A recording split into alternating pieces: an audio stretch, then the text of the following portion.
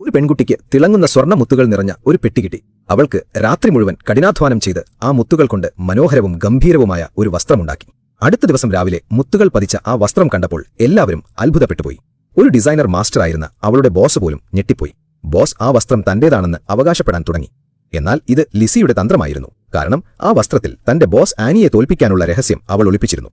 വൈകുന്നേരം കമ്പനിയുടെ പുതിയ ഫാഷൻ ഷോയിൽ ഒരു ബൈക്ക് റെഡ് കാർപ്പറ്റിൽ വന്നു നിന്നു. പുക നിറഞ്ഞ ബൈക്കിൽ നിന്ന് ലിസി ഒരു പുതിയ രൂപത്തിൽ പുറത്തിറങ്ങി.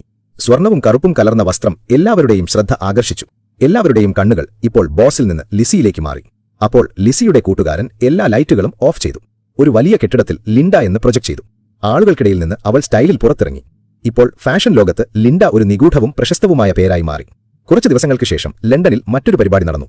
ഇത്തവണ ആനി തന്റെ കാറിൽ നിന്ന് ഇറങ്ങാൻ തുടങ്ങിയപ്പോൾ വാതിൽ തുറന്നില്ല, അത് സീൽ ചെയ്തിരുന്നു. അപ്പോൾ ഒരു നീണ്ട വസ്ത്രം ധരിച്ച് ലിൻഡ മുന്നിൽ വന്നു. അവൾ ആനിയുടെ കാറിന് മുകളിൽ കയറി. അവളുടെ വസ്ത്രം കാർ മുഴുവൻ മൂടി. കറുപ്പും ചുവക്കും റോസാപ്പൂക്കൾ കൊണ്ട് അലങ്കരിച്ച ആ രാജകീയ വസ്ത്രം വീണ്ടും എല്ലാവരുടെയും ശ്രദ്ധ കവർന്നു.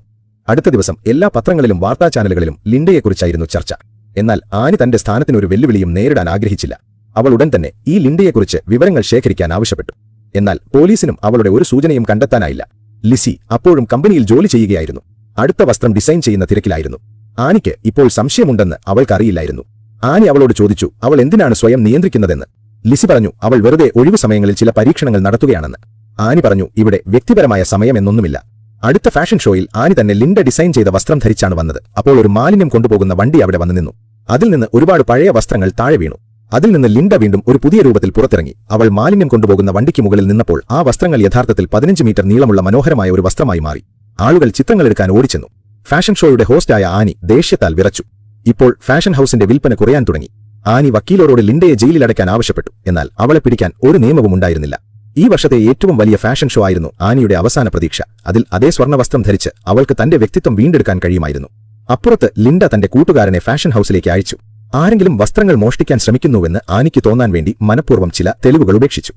ആനി ഉടൻ തന്നെ എല്ലാ വസ്ത്രങ്ങളും ഒരു സുരക്ഷിത ലോക്കറിൽ പൂട്ടി. ലിൻഡ ആഗ്രഹിച്ചതിതായിരുന്നു. ഫാഷൻ ഷോയുടെ ദിവസം ലോക്കർ തുറന്നപ്പോൾ അതിൽ നിന്ന് 100 കണക്കിന് പ്രാണികൾ പുറത്തുവന്നു. എല്ലാ വസ്ത്രങ്ങളും നശിച്ചുപോയിരുന്നു.